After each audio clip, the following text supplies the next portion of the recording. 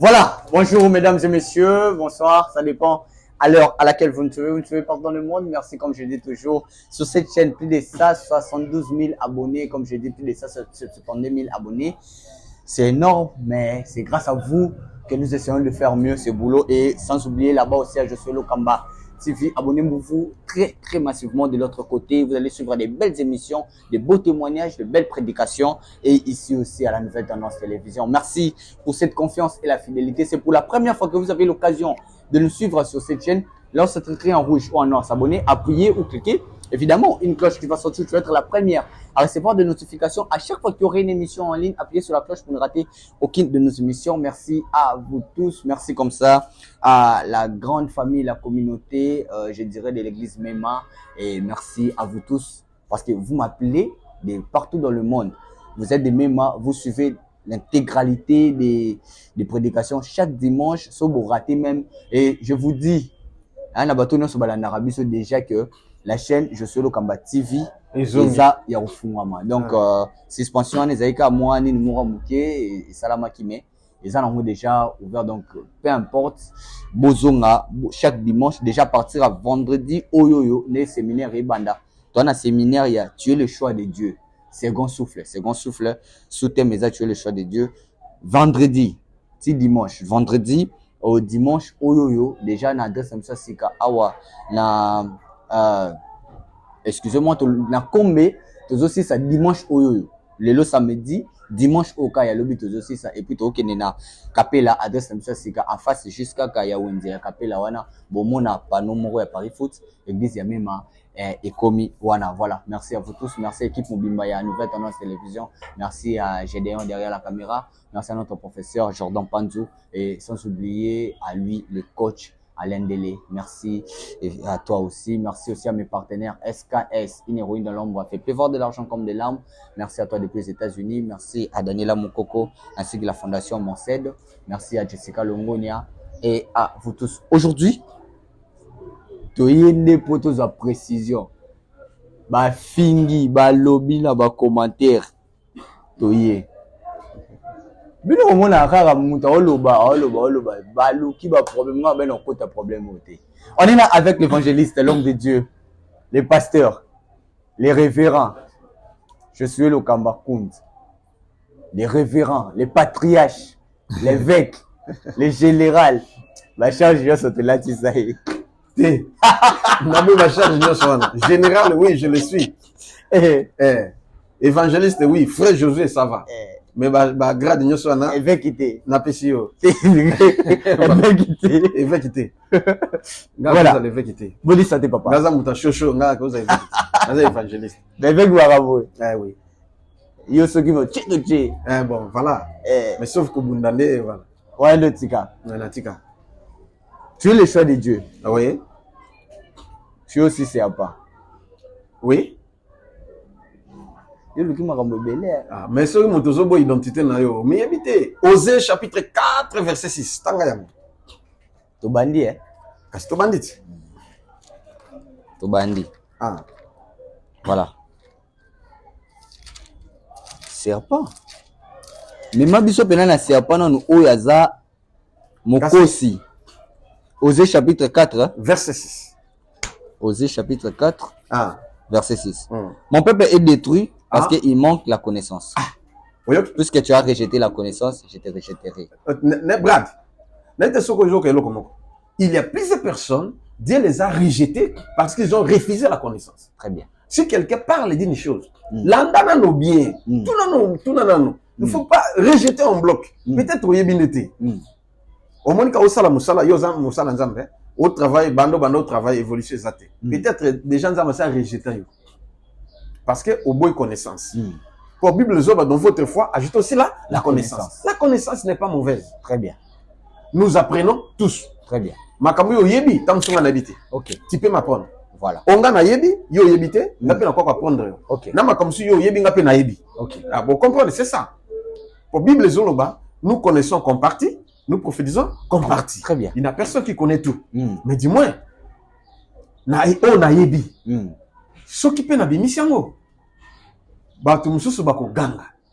Mais bato miso milai, miso 7, ne ba comprendre. bato ya miso mine bacomprendre te bato ya miso mibale bacomprendre pe te fo miso 7 fo oza na miso 7 na matoi so komi na niveau wana ndoko oyeba yo oza na miso 7 naza na miso 7 yo monaka mibale me naza yo ozalaka nganga oyo ozalaka paster naza nganga nzambe différence ezali entre pasteur na nganga nzambe pasteur nyonso nganga nzambe te oh siko ozomema ngai naloba makambo mosusu mais toza na sujet mosusu différence ezala oui il y a des serviteurs de Dieu nous sommes tous des serviteurs de Dieu oyoki mais il y a des sacrificateurs amen oyo nzambe a consacré atie bango part amen bon wana baza ndenge mosusu amen plusieurs appelés mais peu d'élit au comprendre eza na nganga nzambe mpenza oyo nganga nzambe nayebi kokombo wana omona nganga kisi azali ye nganga ya nini ya kisi mais nganga nzambe c'est-à-dire homme Dieu wow au comprendre pasteur aza pasteur na bita pengwi abengami na nzambe ati bato basepeli bato bamoni miracle mais comme na niveau moko aoya boye asuki akoki te mais oyo azali nganga soki aye opesa solution elekama napesi ndakisa moko elo mpe na ngai na tuna mutu moko aza occultiste voilà azwi bamagie na bango tututu mais aza mpe na sirène bon bavivaka soki alingi alamuka ifa alamukaka na gauche alamuka na droite te ndenge pa place mbeto na ye na chambre ne pour ke alamukaka na gauche pendant plusieurs années excusez araignée tout akende mpe bafeti banini mais jour wana ezali jour ya libabe akende feti azongi ba 2 heures du matin aza mpe na mwasi na bana wana mwasi na bana na ndako na basécurité bato atamba na basécurité tutu na ndako bazali mokonzi mpe na mokonzi aye akomi papa bafungoli portail akoti ba 2 heures ake na douche ase soulager papa esili ake na chambre alali non yokanga aye akoti na chambre pardon parce que azali na kwiti penza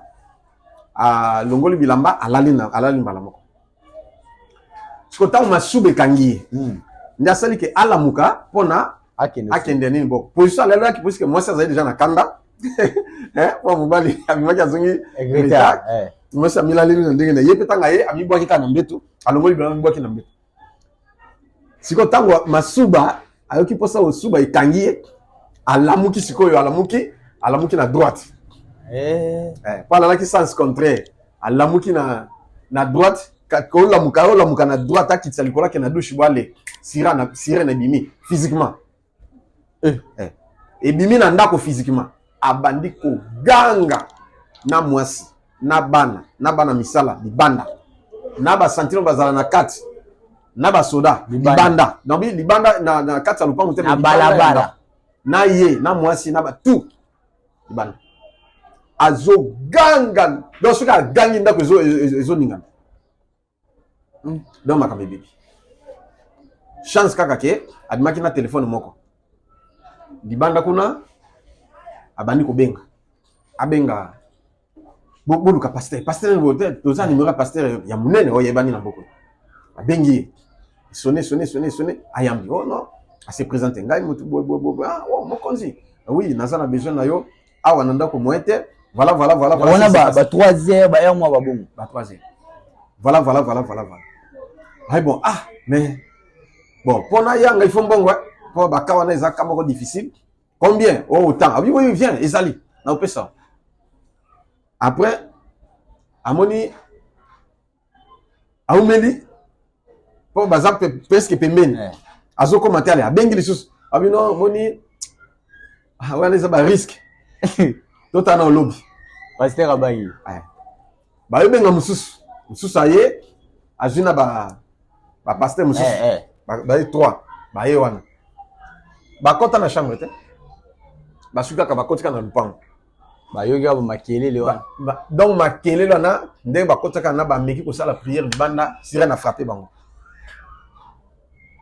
mais baza basala nzambe bazongi mibale bakota hôpital moko nayebi te soki akufa soki ndenge balobaki ke après une semaine akokufa bamosusu mpe baye koya na moi donc il faut se continuer nayebi soki moto akokota te bakoti na nini baeti na payote basali prière sirène ya gangi donc tout le monde libanda bakini sikoyo mutu moko azalaki na ayebi ngai non bobenga berger abi nani berger nani non berger Josué nzamba sala makasi moi jeune boy ai bato tika bato miene tu baya watu tawa isa bomulu ut non toki makanda ko toke na biso na lupango mususu awa netika la ka bongo soki sala ne so ndeni non te bobenga ye te bobenga te ya bon pesa numéro ye mokazi abengi voilà les jours on a les deuxième jour les jours là puisque bakendo la côté na ye abengi allô voilà babenga ba ine abengi oui non t'as la problème à bobo tout à se présenter mais bon ce qu'on a moyen comme kuna ezate puisque nazana mutu kate non j'en fais la voiture ya zo ngai bon problème ezate sotinda OK allez voiture ye ngai na jupe deux personnes bana na ngai quoi kale otambola ngai na tambola kale OK tokuti na na mwesi na bana libanda na ba sécurité bazaka libanda ba fane libanda na ba bordure na mira libanda siko na ba bordure moi ba flair bon na ba fane na ba sécurité na binduki bazaka quand to comme ya na kitambo eza yo azana na doute même ezanga bon ça va toko ta hotel yo le kaliboso ngaba bon ozobanga ndeni ngana oyeba ndeni lupango te yo le kaliboso ngana ogide OK bafungoli kwa ngali boso yesima na bano na kena bango bazoya tozo na tozo tokoma kana payote sire na gangiti boye na chose pour nini bosuye nabi arrête nie allez fungoli kana fungola bona bio nom de Jésus sire na bima na fenêtre panza ba vitre ya fenêtre pa gangi ba mo pousser un grand cri à gangi pa ba vitre panza na kimi OK Hello, yo lobeka ya mwana. Kasi na le nom de Jésus de nini. Allez, nabi eza nini ozana kisi bien ça bane. Kisi eza kaka prière na papier.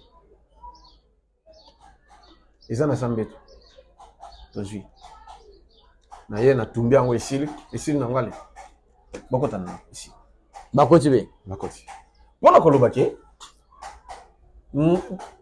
nganga nzambe nde sikoyo soki aye. OK. Et bah que et ça n'a eloko moko boy parce que ça domaine mususu mise à part un peu plus mise à part c'est à part bon tu refais na wana voilà c'est à part il ne faut pas rejeter la connaissance la petite version natina oui donc si on rejette connaissance oui mon peuple est détruit parce qu'il manque de la connaissance tu connaissance que yo so koye belo ko kufa ngala za na 7 miso tu connaissance yo zaka na mi ni balé poza na kindoki to zape na magité yo za kindoki yo za na magie yo za plus que bango yo ozong singa so muta benga magicien obenga même 666 ndenge musa benga kingai obenga o satana okiti singai parce que satan za na 4 miso yo za ngo 7 nga 7 sikona na ndo za maseke oza na nyonso yango esali yo 7 aya maseke ya nini kaya molimo bo miso to muna mibale siko yo ko muna mo 7 bon obabe ko wapi na tokozonga na sujet voilà tokota na 1 Corinthiens chapitre 2 verset 6 à 10 voilà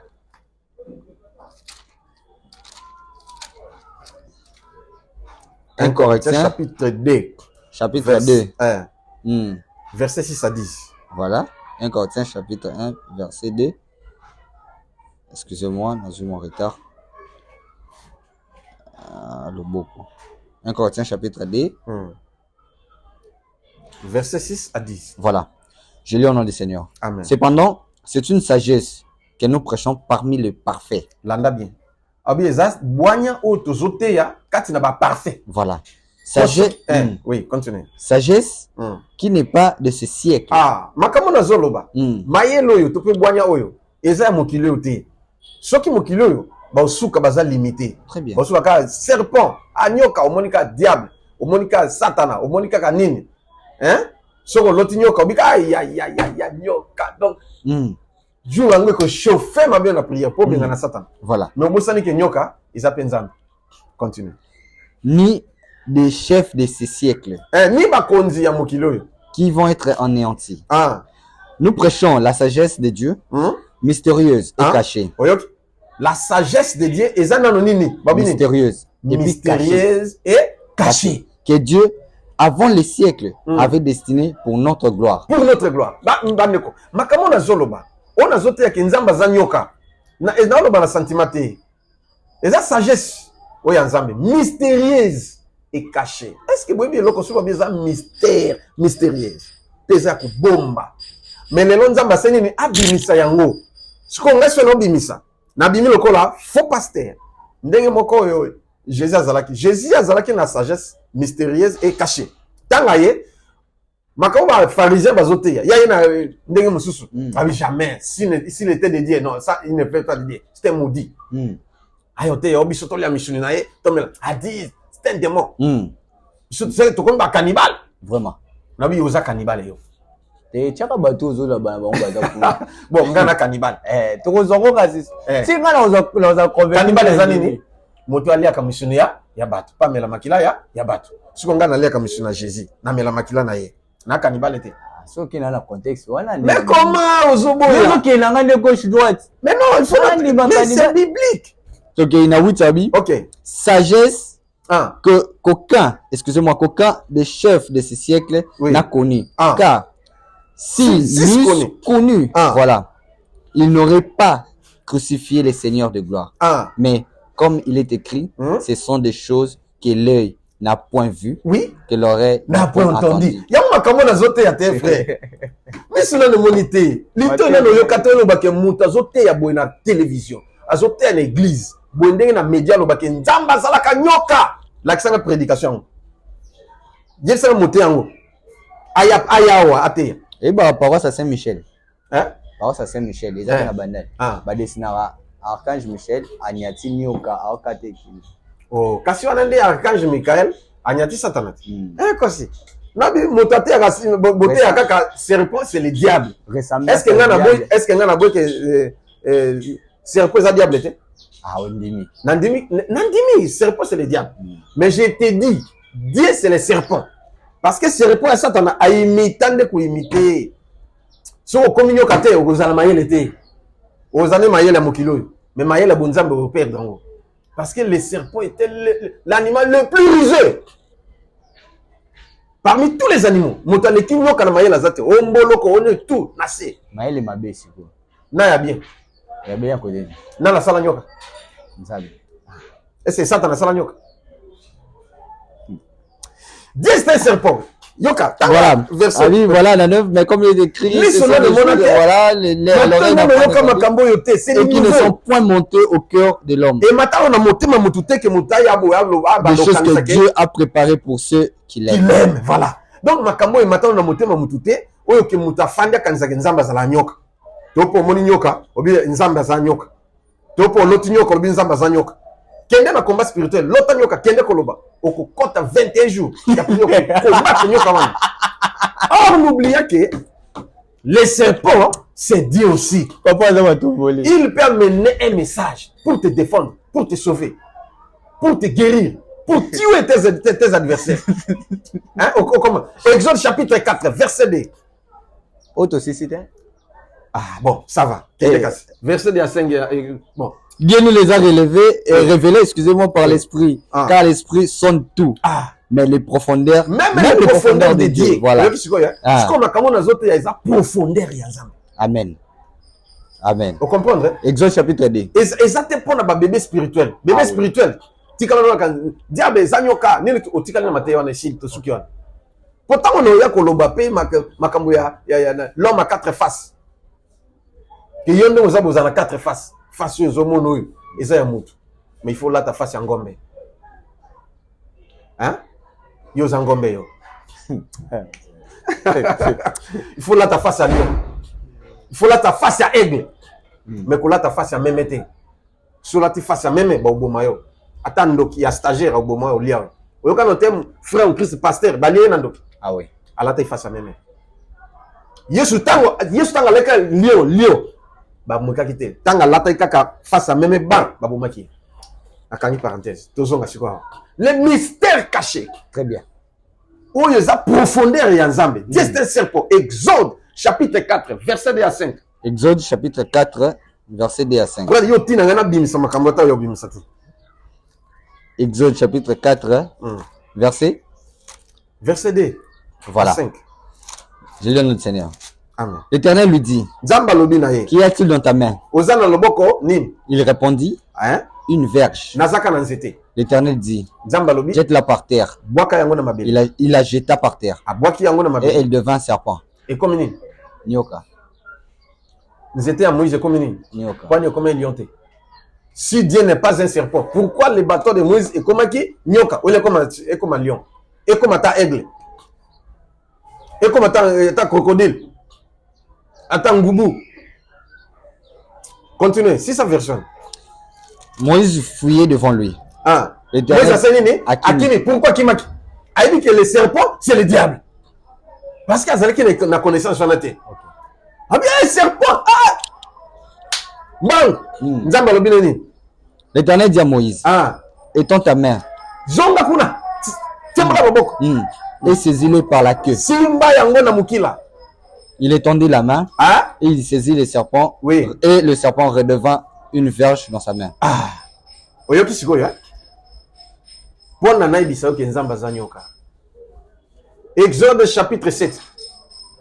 Tanga verset 1 à 2 et puis au tangi verset 8 à 12. Exode chapitre 7. 1 à 2. L'Éternel dit à Moïse, oui?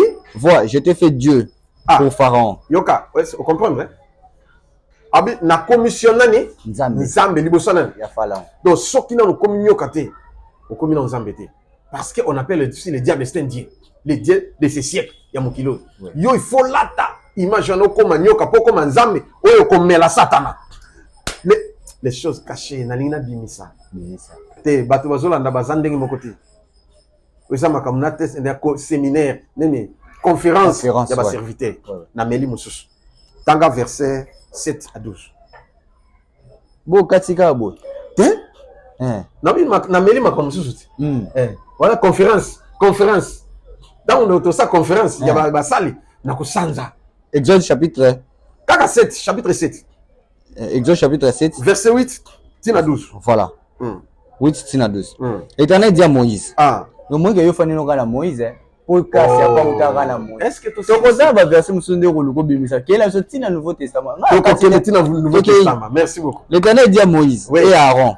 Si Pharaon vous parle et vous dit faites un miracle. Tu diras à Aaron prends ta verge. Joanini Zete na yo. Et jette-la devant Pharaon. Elle deviendra un serpent. Yoka. Tanga. Moïse et Aaron allèrent auprès de Pharaon et ils firent ce que l'Éternel avait ordonné.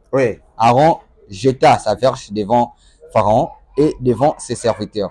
Elle devint un serpent. Tanga boki zete sani ni komini. Nyoka. Nyoka.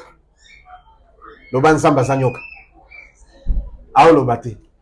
Ok, continue. Voilà. Mais Pharaon appela des sages et des enchanteurs et les magiciens d'Égypte. Eux aussi firent autant par leur enchantement. Voilà. Ils jettent tous leurs verges et elles devinrent des serpents aussi. Voilà. Pona kolobake nzamba za nyoka, satana pas za nyoka. Nzamba za nyoka. Satana pas za nyoka. Nzamba pas za nyoka. Voilà. Force contre force. Voilà, les deux combattent. Pouvoir contre pouvoir. Amen. Oyo kisiko. Yango na liboso lo que je t'ai fait Dieu devant Pharaon. Lokola komi nzambe liboso Pharaon.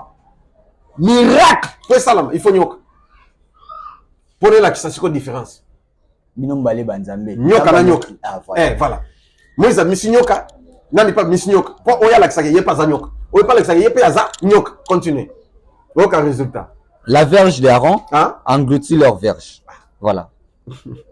Les cœurs des pharaons s'endurcissent. On comprend ce que de banyoka wana ya guerre ya banyoka oyo nzambe oyo satan pona kolakisa ke en aucun jour les ténèbres auront de l'avantage sur la lumière. Dieu est toujours souverain. Ndesi ka salini lokola ya zanyoka ala kisa bango ke bino ko zaba petit ngana kili binoti abandi ko mela bango du Moïse ya simbi désarmement. Comment est-ce que tu peux désarmer le diable si toi-même tu n'as pas ce pouvoir de désarmer le diable? Amen. Comment est-ce que tu peux déstabiliser les serpents si toi-même tu n'es pas le serpent? Amen. Il y a un Moïse. Le quoi la comment qui nzambe abi nyoka shiko. Amélie surtout. Voilà, c'est comme ça. Hein? 10 c'est un serpent. Nombre chapitre 21. Voilà. Verset 4 à 9. Tu vois dans l'Ancien Testament. Problème est athée. Nombre 21. 21. 1. Bana verset 4 à 9. 4 à 9. Je l'ai dit, Seigneur. Ah. Ils partirent de la montagne, dehors, par le chemin de la mer Rouge, pour contourner le pays d'Édom. Le peuple s'impatienta en route. Et donc, patience c'est Sili. Et parla contre Dieu. Contre Dieu. Et contre Moïse. Contre Moïse. Pourquoi nous avez-vous fait monter hors d'Égypte? On a mis le Bible, c'est en Égypte. Moïse. Pour que nous mourions dans le désert. Il y a aussi des gens qui souffrent. Oui. Mais na se répondre ça. Même la Bible. Oui, voilà. Naiko bongo la motem. Lelo bongo la motem. Parce que dans nos communions kate. Amen. Au komanyoka oye parce que importance na. Voilà. Abi, monter hors d'Égypte pour que nous mourions dans les déserts. Car il n'y a point de pain, il n'y a point d'eau. Et notre âme est dégoûtée de cette misérable. Il y a poto bakati au courant. Hein? Na poto me pole il faut que senge pas na bato. Parce qu'il est sans va. Même ici à Kinshasa, même ici en RDC, pas c'est les qui.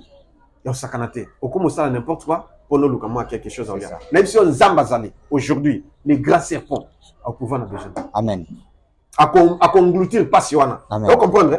Donc le grand serpent qui est Dieu à comme la passiona, à comme le célibat, à comme la souffrance, à comme la yango.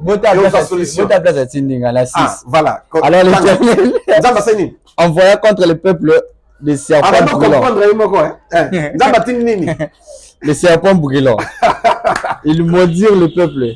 Ils moururent. Voilà. Pour na ba soua population peuple. Nous avons tindi banyo ba soua bango. Batu ba no kufa. Continuons la solution. Il mourut beaucoup de gens en Israël. Le peuple vint à Moïse et dit: nous avons péché. Car nous avons parlé contre l'Éternel.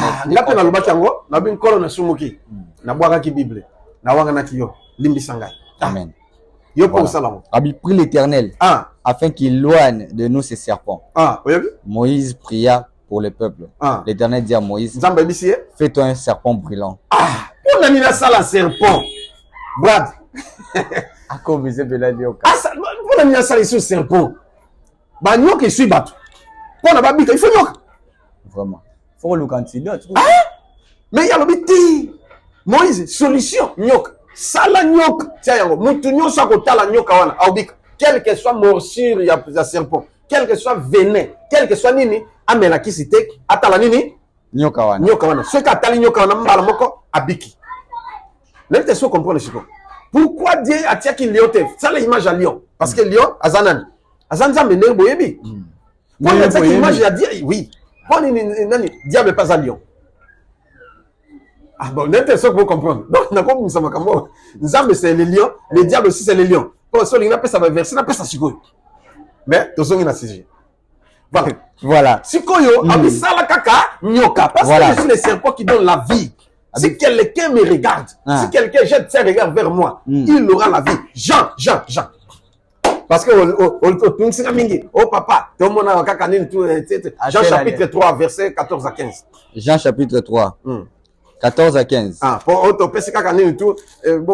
Nouveau Testament,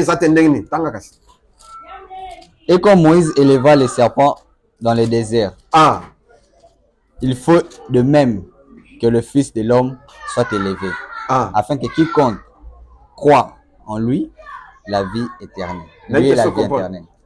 Mais bah comparer Jésus, oui, Jésus a Zanyok. Moïse, Nyok a tembola qui na désert, il s'allait qui Jésus. Il y a un mouton qui s'attend qui na taona, à cela qui nous, à ce qui vit sauvé. Et aujourd'hui, comme nous parlons, babi que ndenge mokope, Moïse a tembola qui Nyok a wana nanin, ndenge mokope le Fils de l'homme.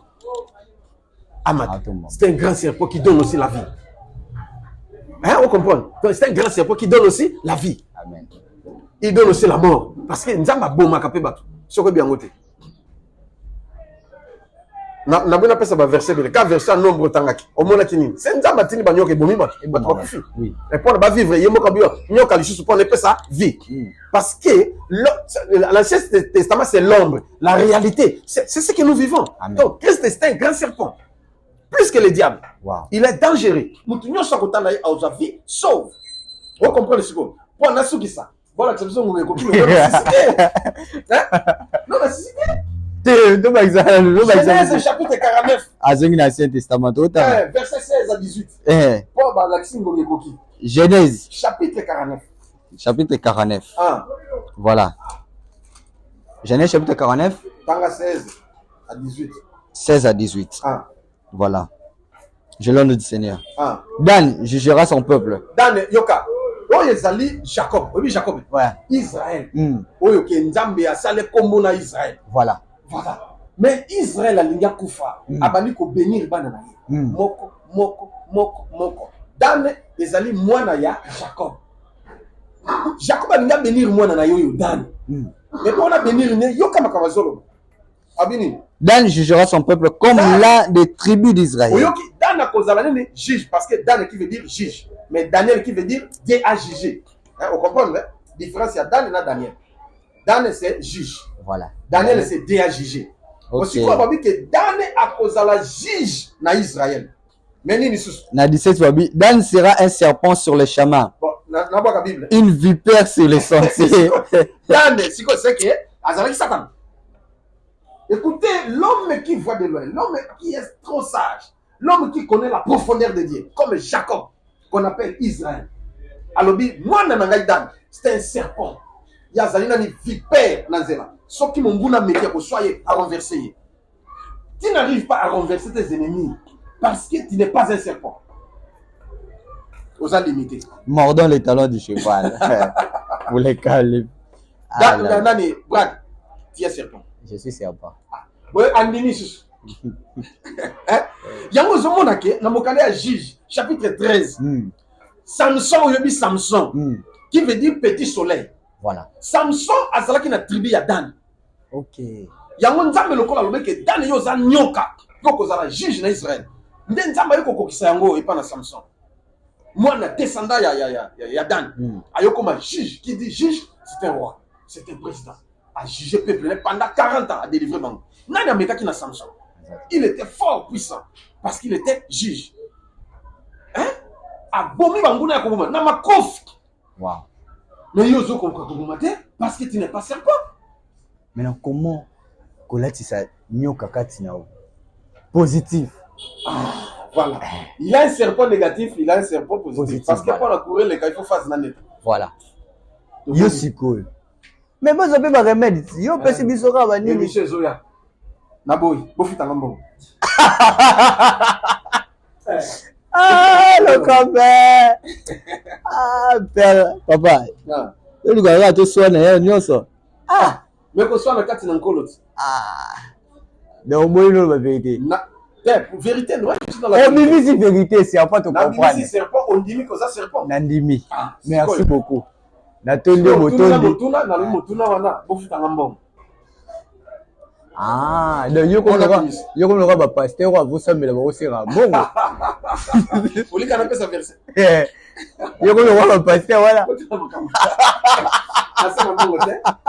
Mais yebi, pe batu pe ba yebi. Batu ba zebe. Ah, okomose la connaissance.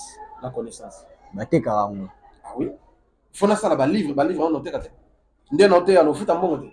Nde kana zote ya suna 6. Ho futa. Ko sala no fele? Te. Na futa te. Siko. Bona bimisa.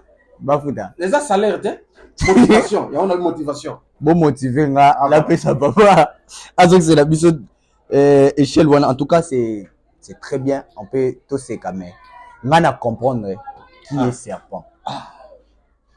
Dans une Bible nyonso biblique. Là on a tout motuna.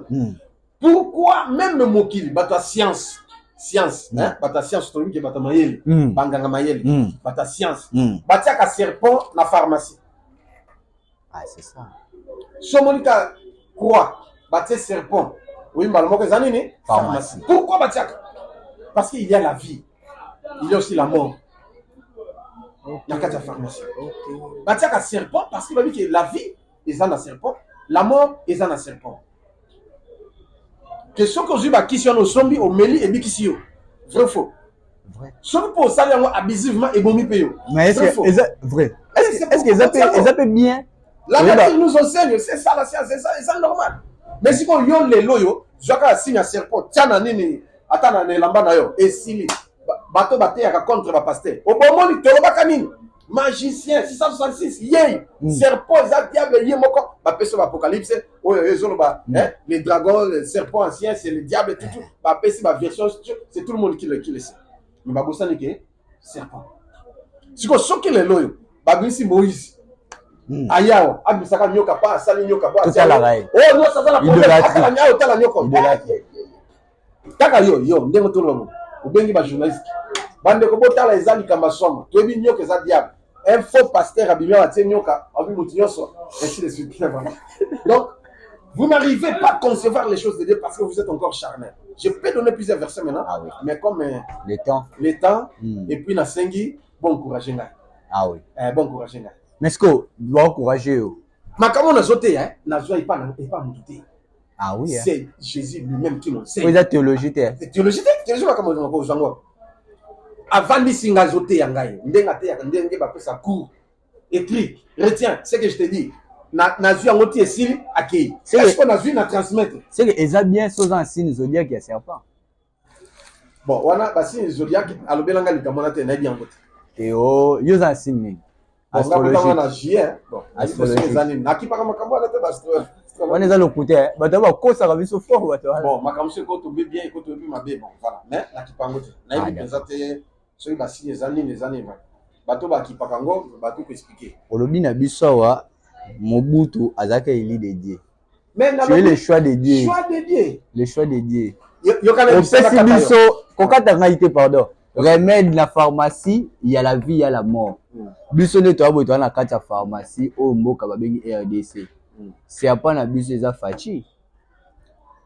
Pas ça serpent. Serpent na biso ezali Jésus-Christ. Yo moko posa serpent. Yé pas ça serpent. Bosiko yo lobi sur le serpent na biso ndenge. So moko ezotambola bien te. Moïse azalaki serpent Israël était. Ya azalaki serpent. Yo Israël pe bazali ya serpent mais pour qu'il faut serpent o yo zo bikse ya. Na biso na fachi to dépend na le grand serpent qui est Jésus. Ndia boti biso ba serpento. Toza bana nyoka. Ya mo ba le Nous mki papa to sisi biso. Ya papa ba bato bana nyoka. So ba bana nyoka yo lobini. C'est bana ya Satan. Ya Satan. Yango Jean-Baptiste amoni ba pharisien bazo race de vipères. Pona ni nana yebisi bino bo ki makanda o ezoya. Race de vipères ba kimi ba yepa na nzambe. Ba kongi ba vipère ya nzambe. Race à vipère ya nzambe siko. Parce qu'ils avaient on est quelque chose de Dieu. Bah il va se repentir, bah je baptême, pas comme il pas na nzambe, race de vipères. Mais comment être le choix de Dieu, comment être vipère, et comment vipère. Bon courage ngai. Comment? Hein? C'est ça, c'est si lango. Merci. Bon courage. Ça va verser, on appelle ça verset. Bon ça va moi. Galates chapitre 6, verset 6 à 10. Tanga Lucas. Donc continue. Pour ce bolingo, bah oui. Yasuga. Yasuga. To tanga Galates. Na kote ya boti mungo ekauki na zoi na ndako na mayo melezate. Na kena bimso na tina keso na mai na yena ngo. Mais finalement maboki penga te. Ba isko ba la bino ba $10,000, ba $20,000, ba $5,000 ba. Nde na tego. Esili. Nazela kaka on Nzamba osimba mutu moko. Vraiment à vous-même. Beaucoup tanga no verset vous. Galates combien? 6 à 10. 6 à 10, voilà. Galates chapitre 6, 6 à 10. Que celui à qui l'on enseigne la parole fasse part à tous ses biens à celui qui l'enseigne. C'est-à-dire, n'enga na zote ya samalam. Et ça va mystère, on a zote mystère ya nzambe. Ba mystère caché ndeko.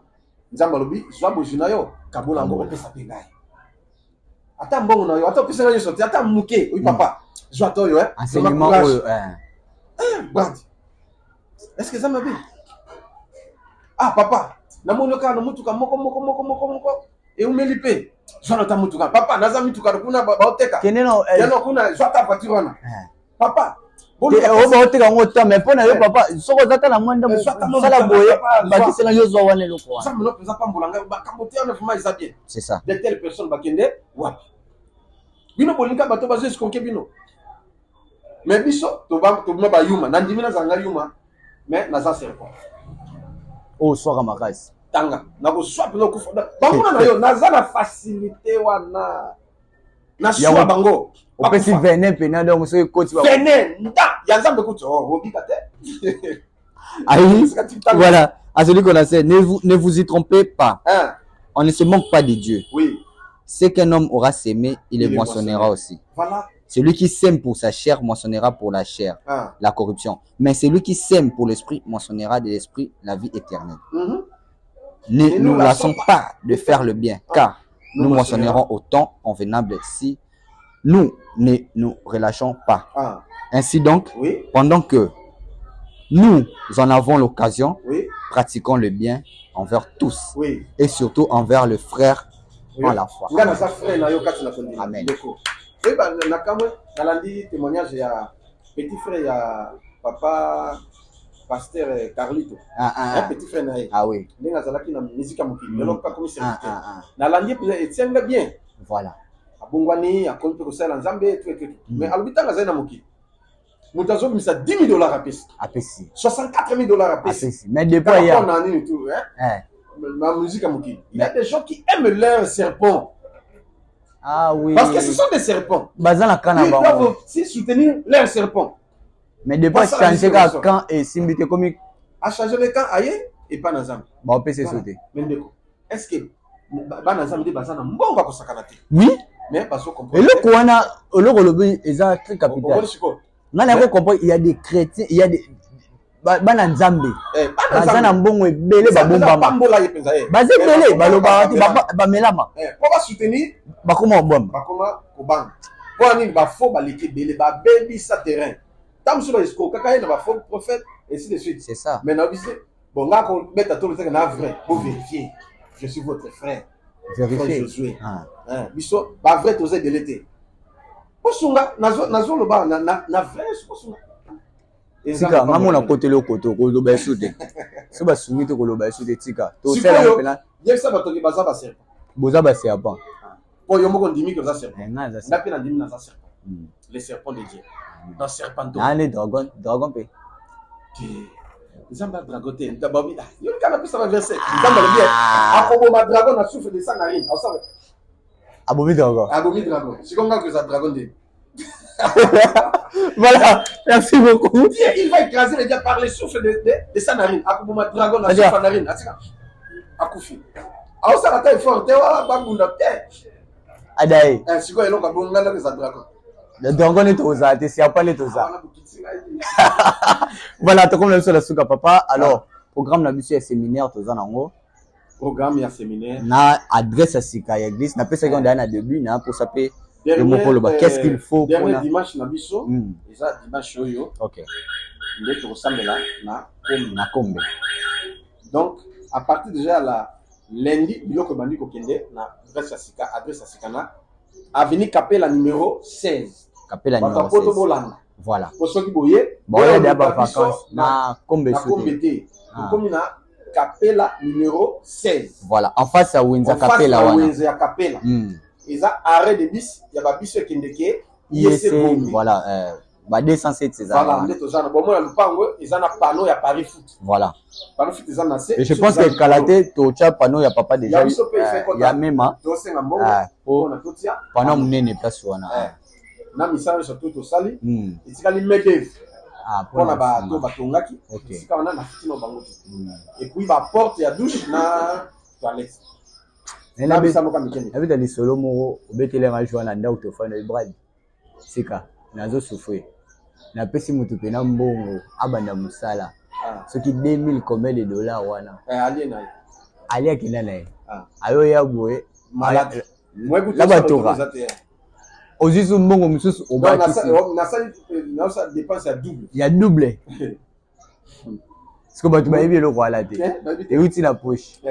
C'est comme nini misalango ba jeune ba kolo banana que papa il faut $600 pour toi 600. OK. Au PC. Après Il faut il faut ça la paix de vie malamu. Nelo molo beke et c'est là qui 40 bruit. Yobité 20. Faut 20. Il faut 20. Na pesi ya 20. Ah oui, on va même prendre mais ngambo wana. On est de l'Italie oui.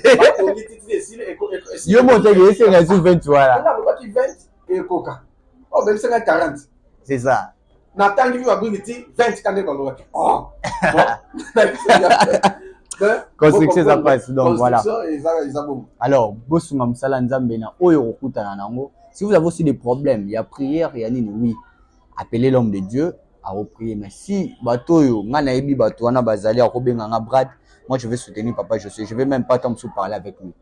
Ngaza pour ça car ayo karaki ate papa mona ki nzamba pa mona ka bongo azali na posa ba prière, ils sont nombreux bato wana. Boza ebele.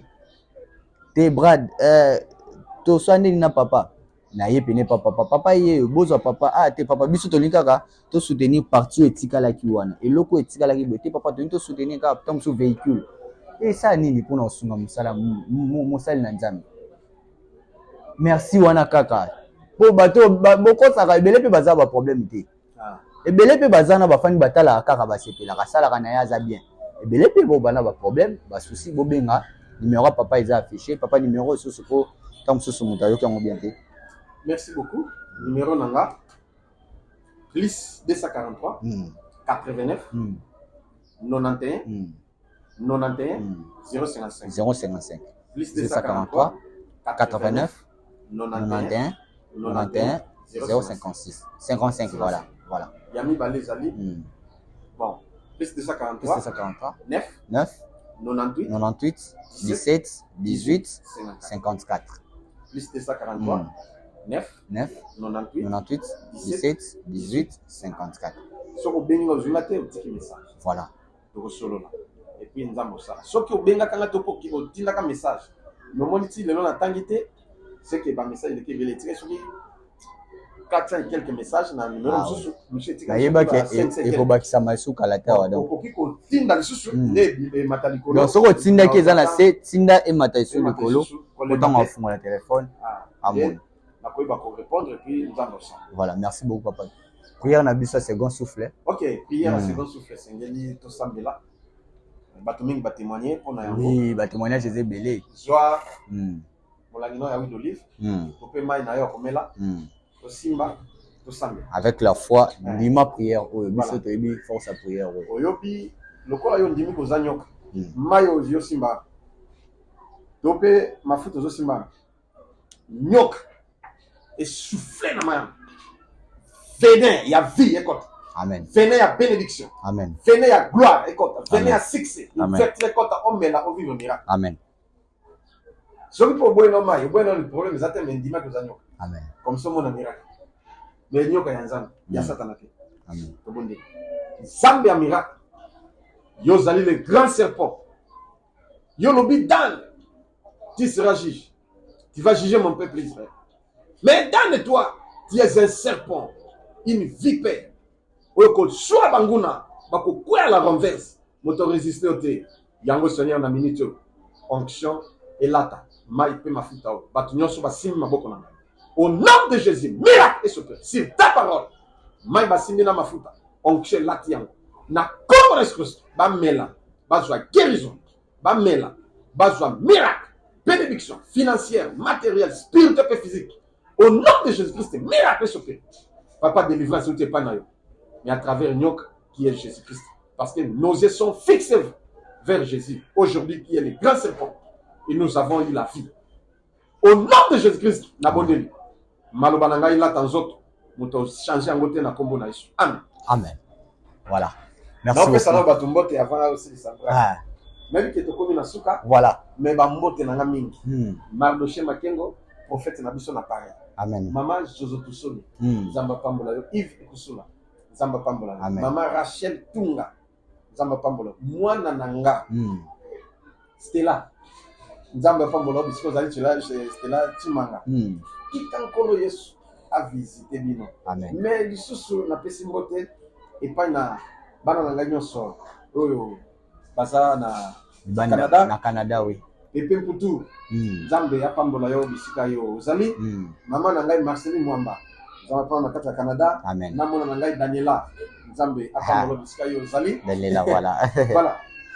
Lisusu nazo pambola na États-Unis wana bana na ngai. Voilà. Ah voilà. Nako pe ko bon paleki belé Chambaya. Voilà. Bambote na ngai yango. Nabi ko za serpent, les frères serpent.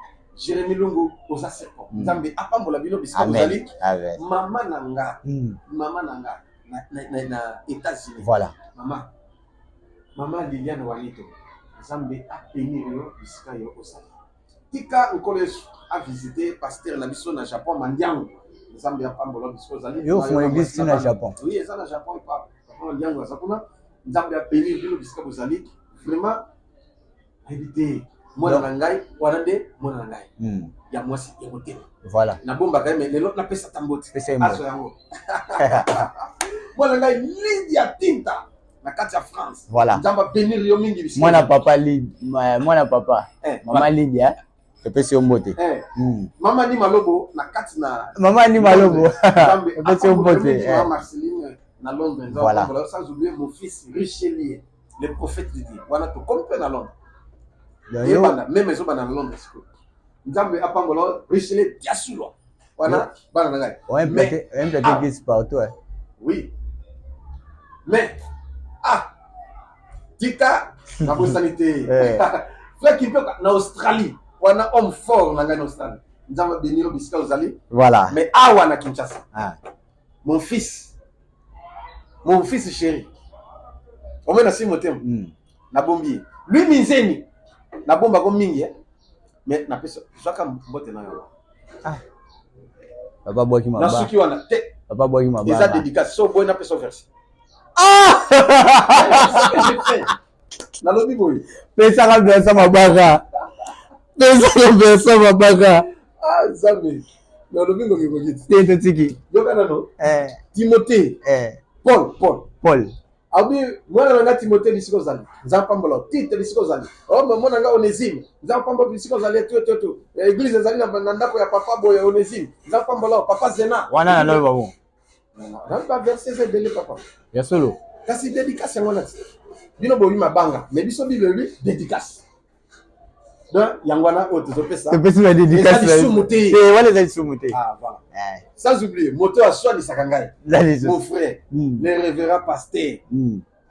Nataka kombo. Nataka kombo. Yende to soana. Mwana ngai yoka na. Bosala katana na bibi mwana sana ndio ngo. Bosala la kolo. Oui. Yoka papa Robert Iwanga. Voilà kulutu. Voilà. Na mwana na biso Fabrice Mombole. Voilà. Nzambe apambola sans oublier les révérends pasteurs Meda Kazadi. Wando ya bagarre. Ongo tsenga dédicace. Moi yo déjà yo ça. Ba mona yo na dédication de to ça ensemble na. Le moi na nga na bana na nyonso ya mema. Voilà. Nzambe apambola bino église mobimba ya mema. Na bona tanga bakuma bakozi. Ouais, ils sont nombreux, nyonso tout bazala civil. Vous bana na ngai na lingi bino mingi. Tikana bomba bino. Voilà. Moi, je salue Josué Lokamba, Joyce, je salue Davina Lokamba, je salue tout le monde. Voilà, Brad Lokamba. Et si là, papa, vrai ou faux? Tout ça, c'est à pas. Là, c'est Nandimi. Yonde motokomito na ngana serpent. Vrai ou faux, dragon peut baza. Dragon bazali wana bango. Dieu n'est pas dragon. Vrai ou faux, pasteur dragon baza. Oui, ils sont là, baza belé. Ils sont nombreux. Vrai ou faux, ce que l'autre nyoka na. Au moins na lobi makambo mingi te. Ce qu'on touché pour ce que l'autre nyoka. To koya mission musuna expliquer ba nyoka na ndoto. Voilà. Mais surtout les pasteurs, prophètes, azaba doko yo interpréter. Cela oye papa na lota kinyoka bobo. Après wana mais on oublie que nyoka pe après sa vie. Nyoka pe biso tozaba nyoka. Voilà, vous faut so loti nyoka na combat spirituel au cours de 21 jours à mabonné. Mais ils ont bon. Ça va fini pour aujourd'hui. Merci. Et si, là, au côté de la C'est la fin du monde. 3 Est-ce semaines. que nous avons T'es. L'autre, na critiquer te na lopita bango be dialogue eza ba réalité ya vie mais ce qu'on a na bimi c'est loko asika o bato ba yeba ki na muti ko ba yeba yango voilà, au revoir.